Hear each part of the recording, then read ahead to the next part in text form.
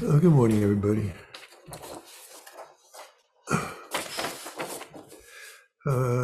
Today's topic is a little different.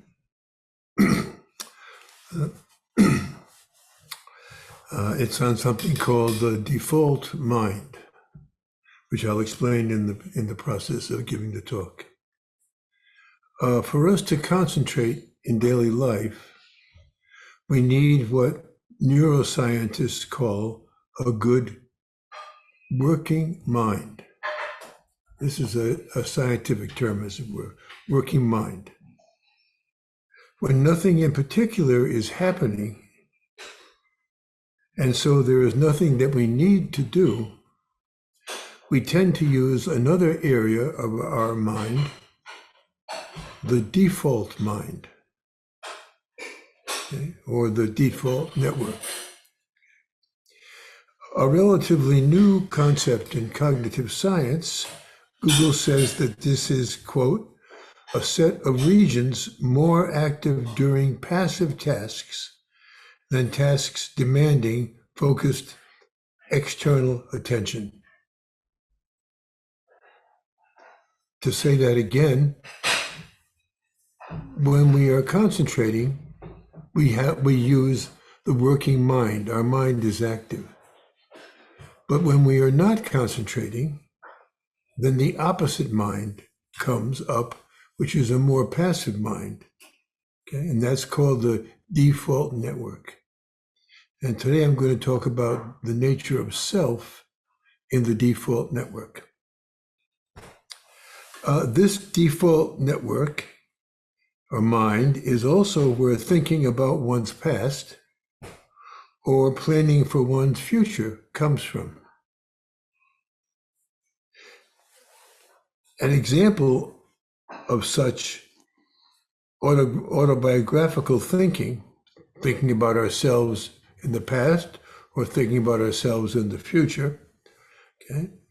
An example of that is daydreaming, which is usually concerned with imagining good things happening to one. With daydreaming, we can also take breaks from concentrating, though probably not breaks as long as those of modern office workers who have been shown to have breaks that last, that actually take up, that they are daydreaming half of the time. According to a study in the journal Science,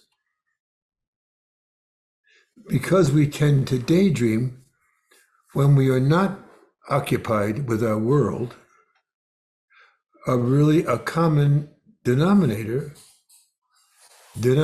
of this mind is concerned with oneself. Another report stated that, quote, a human mind is a wandering mind, and a wandering mind is an unhappy mind. This is especially so in maladaptive daydreaming, perhaps a new word it was for me, maladaptive daydreaming, which is strongly negative, being focused on anxiety or other worrisome emotions. This default mind is being brought up here because it may help us to understand or to comprehend another aspect of what Zen Buddhists mean by self when they talk about forgetting the self, as Dogen did. This self, this default mind self, is not as easy to identify as the self associated with getting what we like or rejecting what we don't like. The selfish or egocentric self, which stands out in its taking care of oneself first. We also encounter the default mind in meditation. There, in meditation, we are actively concentrating on following our breath and perhaps counting them. This is done with our working mind. But more passive thoughts also appear in our zazen, from our default mind, as in daydreaming, where oneself is often the subject. When we encounter such idle thoughts in sitting, quite often it is when we haven't gotten past 3 in counting. That is, it comes up rather quickly. In my case, anyway, it has. And so as not to be distracted further, we start concentrating again, but going back, of course, to 1. Such thoughts from the default mind are likely to continue being there in our meditation for no noticeable reason. And if we let ourselves be disturbed by them, one thought can lead to another, and we may end up being in an imagined world in which a sense of self has been invoked. In our repeatedly going back and forth between concentrating and counting, to being interrupted by random thoughts, and then bringing ourselves back to concentrating, it is as if again and again a self that wasn't there in concentrating is there as a random thought, and then again going back to concentrating, it isn't there. A self that isn't there, and then isn't there. That said, in the midst of concentrating only on our breaths and counting them, we may be surprised to find that such self-related thoughts from the default mind are no longer interrupting us. Later on in our practice, we may further become unaware of counting breaths or even of concentrating on them. This state in which our mind is not cycling between non-self and self, but has become clear, this is what it calls shikantaza. Of course, just sitting. During zazen, it makes no sense to think about what is being said here about self and non-self. And this would have, as we would have to stop concentrating in order to do so, to think about self, non-self. Moreover, any recognition of what takes place in meditation only occurs in the world of form. And there is no need while sitting to be aware of self or non-self or anything, or of anything being there. We should let zazen take care of zazen rather than trying to do it ourselves. After all, even trying to forget the self when meditating would be to make the self the subject. However, research has shown there is less activation of the default mind in long-term meditators, so that over time there will be further occurrences of self-related default thinking, not only in sitting, but in our ordinary life as well. We still will need thinking, but having mostly forgotten the self, we find our main subject to be actively helping others, which is what defines a bodhisattva. Thank you. Here's Jane.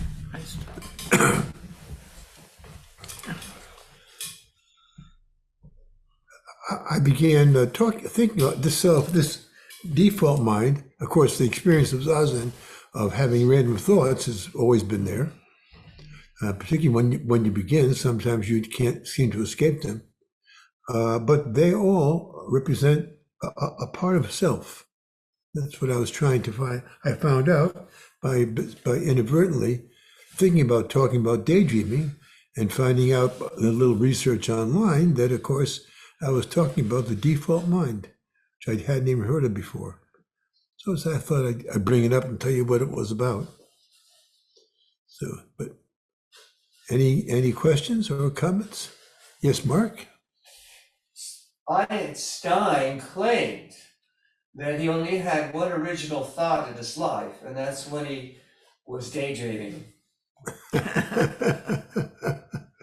Oh, that's a very good, nasty point to make, Mark.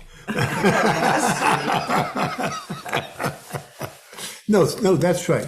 Yeah, and certainly that can be very much be true. There's nothing wrong with daydreaming. I actually wanted to bring. I mean, but because it is the default mind, then you're not trying to concentrate on something, and then things can come up like intuition.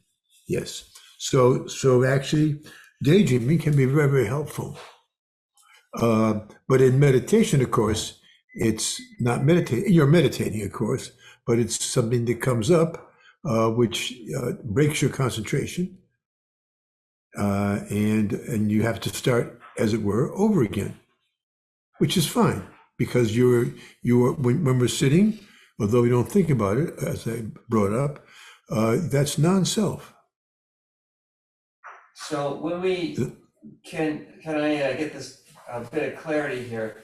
When you're talking about the default mind, Yes. is that the habitual mind, where we go on autopilot and we either do things without knowing we're doing things or recognize it, or we have repetitious habitual thoughts and thinking patterns that we fall into. Yeah, I think this is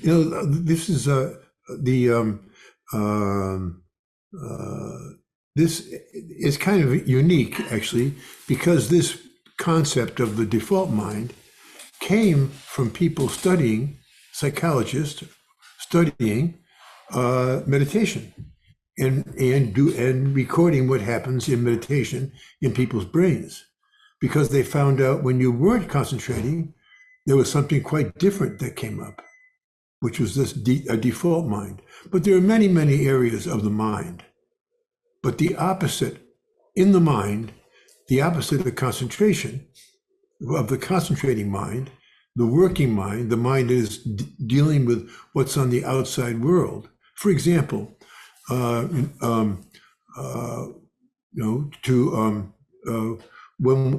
Dogen said, and you've heard it been said many times before, I have to paraphrase, and I can't paraphrase very well right now at this point. But anyway, to let the outside world come in and define the self is enlightenment. So therefore, when we are in the moment. I actually, by the way, You think of the one where it I skipped says, a line in my talk. Yes. you're thinking of the one where it says, where he starts by saying, we think that we define all things, etc., and Yeah. that is enlightenment. And he said, no, it's the opposite. It's Yeah. when all things come in and define you, that's enlightenment. Yeah, because when we were really in the moment, we were concentrating. I mean, even though our mind is on the outside. It could be an inside problem, but your mind is concentrating, and generally it's on the outside. And so if you're paying attention completely in your life, then that's what it means to be in the moment, because you're there. You're not drifting. Drifting is important for us, but it's not concentration. And so basically, as I also mentioned in the talk, is that long time meditators don't have this phenomenon. Can you say what phenomenon do you mean? And this phenomena is having this drifting mind, the mind that's wandering, the mind that comes up and just has things come out.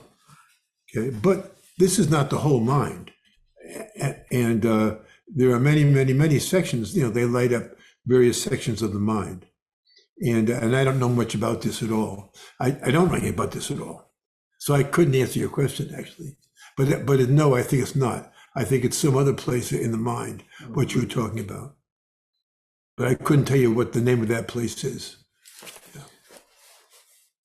But they do show, Yeah. but they do show the mind. They do have pictures online of the mind, and there's a brain there, and they show a brain, right? And then they show areas that are lit up. Well, when you're concentrating, areas are lit up, and when you're not concentrating, completely opposite areas are lit up. They don't overlap. But And that relates to but- meditation as well, the same places light up in meditation? yes. Okay. Yeah. As So- we are using our frontal cortex, or we're Well, I don't even know concentrating on- about those terms, Okay. because I think So- actually the frontal cortex has both of those things. Yeah, so Yes. what you're saying is that it's not one mind that turns and loses itself in daydreams and then pulls itself back into focus. It's not one mind, it's just the mind in all its various places operating. Yes, and this is two of the places operating. That's interesting. Actually, they show a third place, and I think the third place may have been what you were talking about, Mark, but I didn't pay much attention to it. Well, but to go back to Yes. the habitual Yeah, thinking, yeah. their cycles, Yeah. patterns, you said that in this research, it was that they, when people weren't concentrating, they went into this default where they focused on the self and they daydreamed, right? Yeah, or things like daydreaming. Which yeah, happens yeah, to me when I meditate Yeah. for a while. Yeah, Once I go through those tropes Yeah. and those habitual things, and then we get some more clarity, and then I come back, I go back and forth. So you're saying that because meditators deal in this sort of thing often, that when they know they're going into the state of negative dreaming, or you could call this default negative it isn't. selfish Well, no, network. it's passive, and it actually isn't selfish self. You see, the selfish self, as I just mentioned in just one line, is the self of delusions. Right. Okay, and the self delusions, that's now used as a Buddhist term. That self is the self of wanting and not wanting, or not caring either way. But it's very obvious, and it causes emotions to come up, and we get trapped by those emotions. We can get trapped by those emotions because we take them seriously as being ourself and coming from us, and it's us, and we're taking care of us.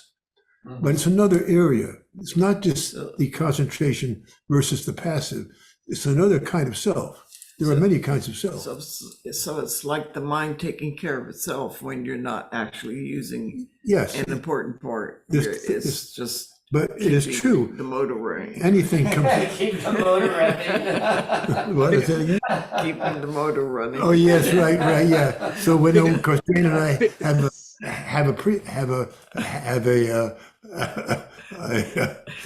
our car, stops when you go to at a stoplight, it turns off, right?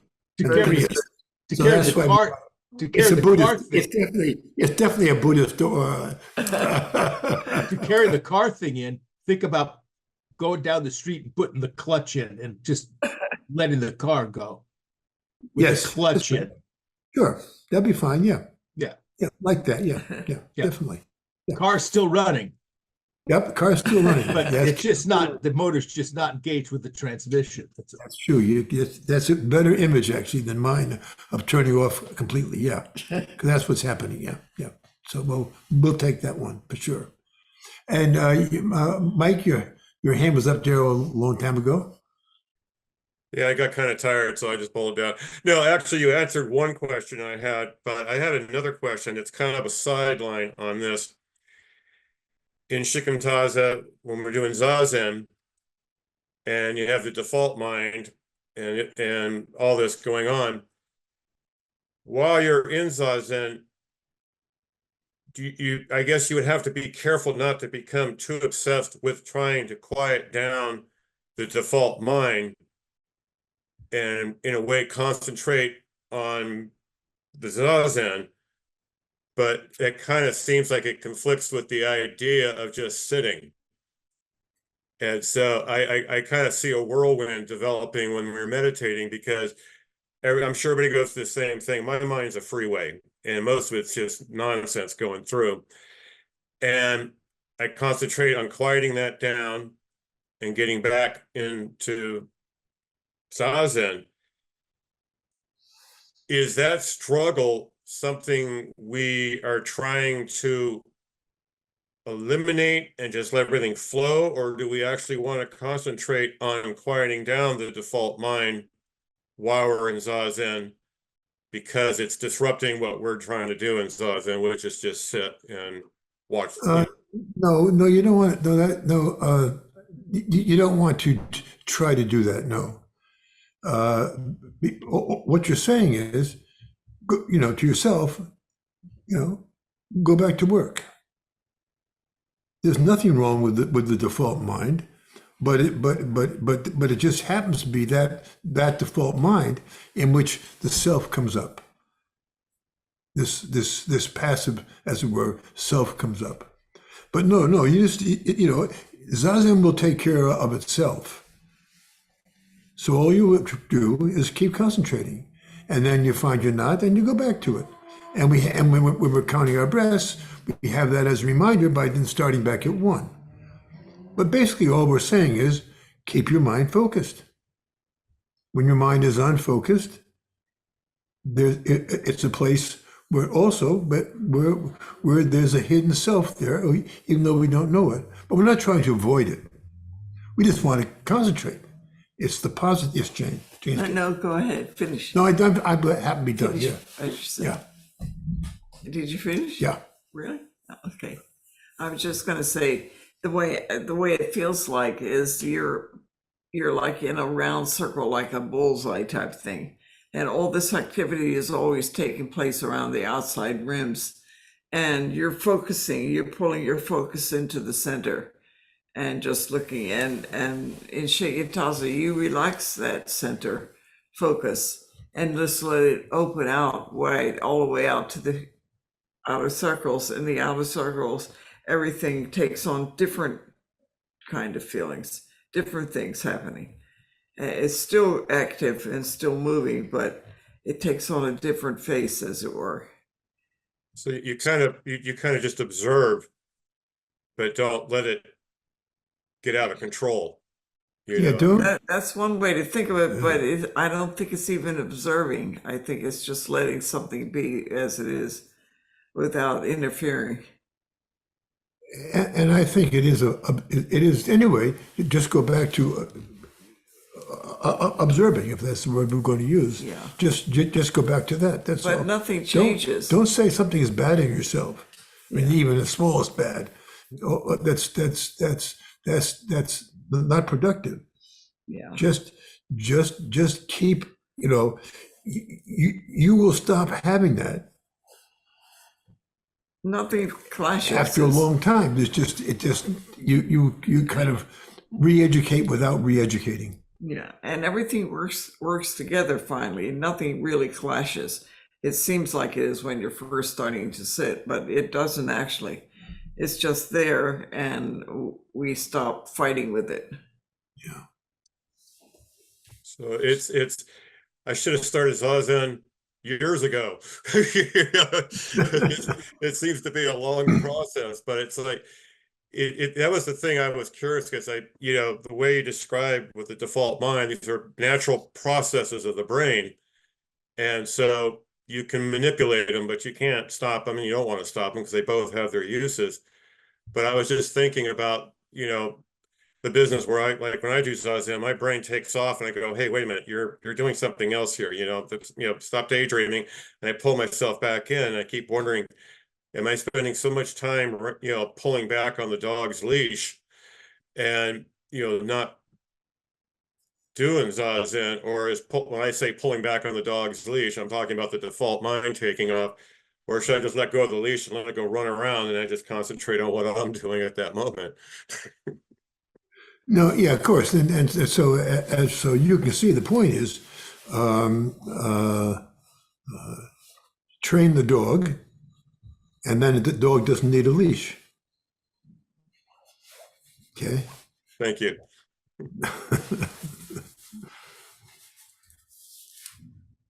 Anyone else have any comment on this? Rachel's hand's been up. Oh, Oh, I'm sorry, Rachel. I never see you. You're always in the other corner of my eye here. You're in the Rachel. dark. Yeah. Go ahead. His hand was not up. oh, I saw a white hand on you, on No, your I don't image. even. No, my hand was not raised. I have no trouble That's raising my okay. hand, I'm afraid. I just declined to. Well, I'll say something, but I didn't want to say anything. Peter, is it somewhat, for some reason, I'm thinking of the Wizard of Oz, but like the power behind the throne, because usually with daydreaming, there are a lot of pilots. You have a lot of operators. It's not just one daydream. Yeah. And then when you're focusing, it's nice to fancy oneself being a skilled operator. That isn't true either. And that if you just sit long enough, Zazen is the power behind the throne. In fact, that's who's pulling the strings, sort of. Is that a glib perspective on it? I mean, in other words, it's not even a skilled operator, that if you sit long enough,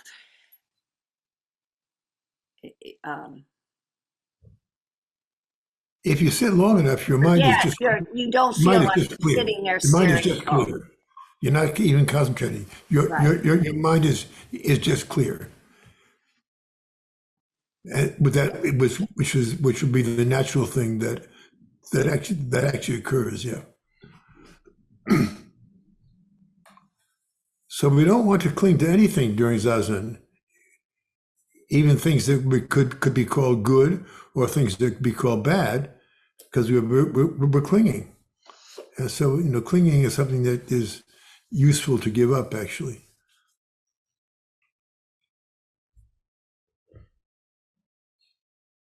Anyway, I came up with that funny talk anyway. So today we have yes. Anyone else? Today we have the full moon ceremony.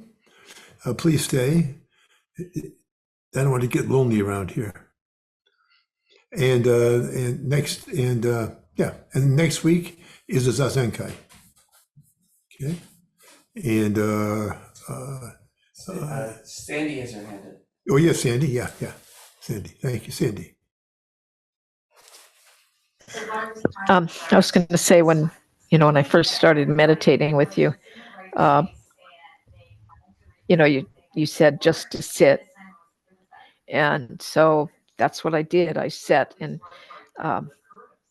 my mind seemed to fly everywhere. And then later, as the years went by, and we talked about letting go, you can view what goes through your mind or, what comes before you while you're sitting, but you don't want to attach to it. You just want to look at it and let it go. Yeah. And so I practiced doing that for a long time, to just letting it go. And it's become like a second nature thing to me. When I start to sit, that's basically what I'm doing. I'm sitting, and I'm not generating, consciously generating thoughts or attaching to sounds outside of me, which in the beginning, the birds used to really get me. So now I find it's much easier to just let those thoughts stream through. And then I seem to go back to a more conscious mind after that, something more still. And it took, I'd say it took a good 4 or 5 years before I could do that without constantly being interrupted by my mind.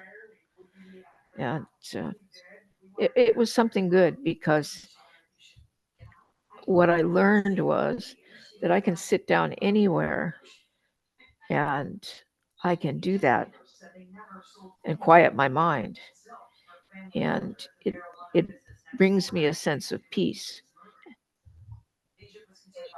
And it's relaxing and peaceful. Yes, exactly, Sandy. Thank you. Thank you. That's You're a welcome. very good example. Yeah. Yeah. Mark? You know, we pull ourselves into the lotus position or whatever position that, and we sit and meditate, and we kind of are actually enforcing a boredom state upon ourselves, which I think opens up the whole thing of our concentration must be on simple things. Yes. On our breathing, Yeah. maybe our body. We're allowing non-attachment to this default mind, Mm-hmm. which kinds of implies unconsciousness kind of functioning, habitual kind of functioning, kind of implies that. Maybe it's not the exact same thing, but I know Buddhist terms aren't that scientific, but so I feel when we do sit, we actually are we're teasing, we're making it so easy for us to be bored, because think of all the meditators who never got ever started, all the people who wanted to be meditators never got started because they're bored. Mm-hmm. And so they don't like what is in their default mechanism, so our thought process. So finding and enlarging our space, our narrow focus, when we concentrate, allowing all things in, allowing non-attachment, is the way, I guess, to make these two minds not grapple with each other, but combine.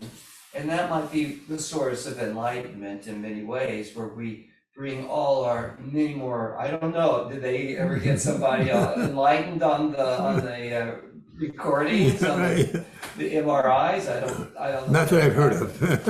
Blow up the machines, Yeah, maybe. yeah. But I believe that's what Jane was saying, and it's the whole non-attachment of allowing things, allowing thoughts to exist but not be attached to, allowing what is in all parts of your mind to just coalesce, I suppose. Freely naturally. flow through. Freely flow through. Yes, freely flow through. And then we talk about lightning, and all the people I've read about talk about lightning is lightning itself. Like, it's very unexpected, and it can really knock yourself out of the loop. And as soon as you realize you had it, it's gone. I know, heck, yeah. So I think this is very interesting. Okay, conversation. good, thank you. Hekmat and then Mitch? Yeah. Can you hear me?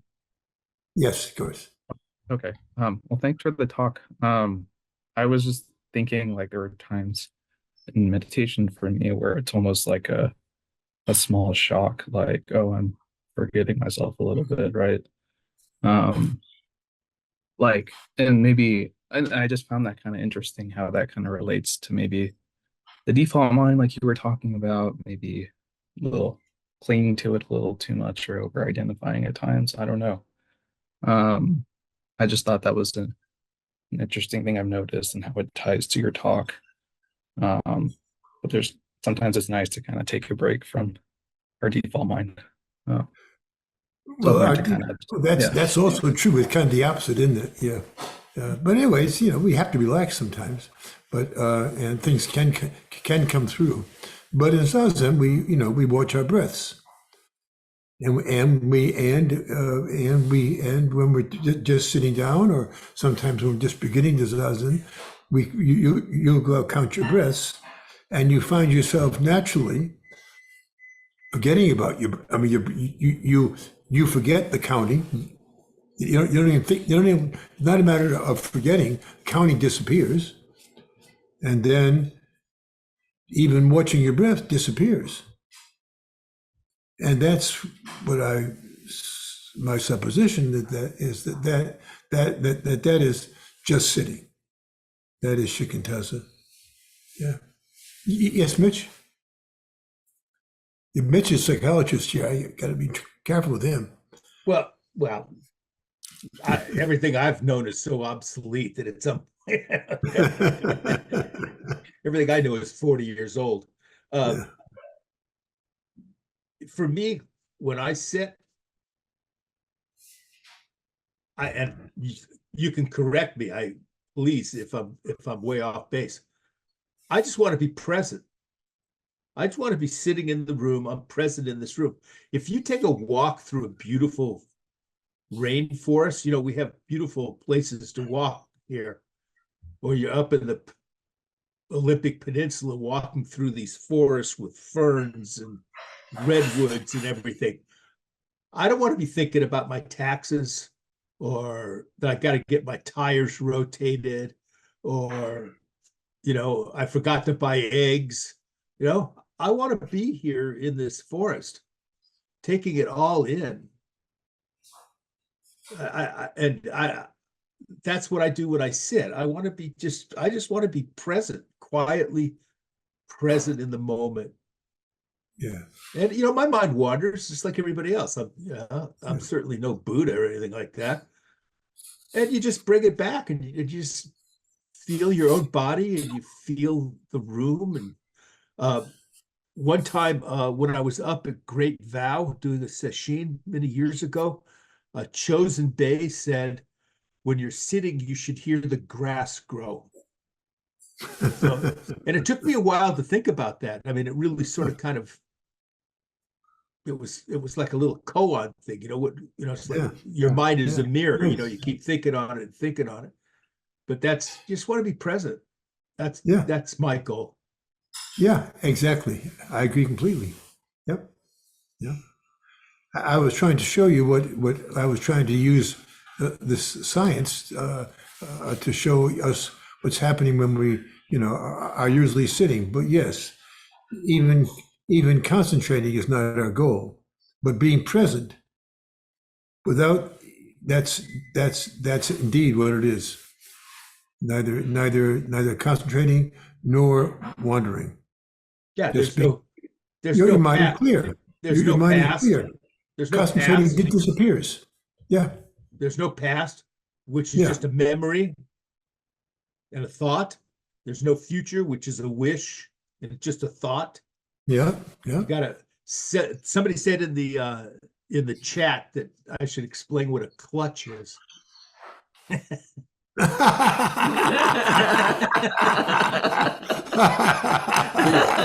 That was some wise guy. You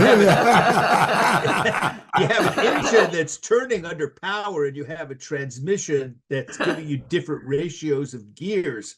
You can't change the ratio of gears until you disengage the power of the engine to the transmission.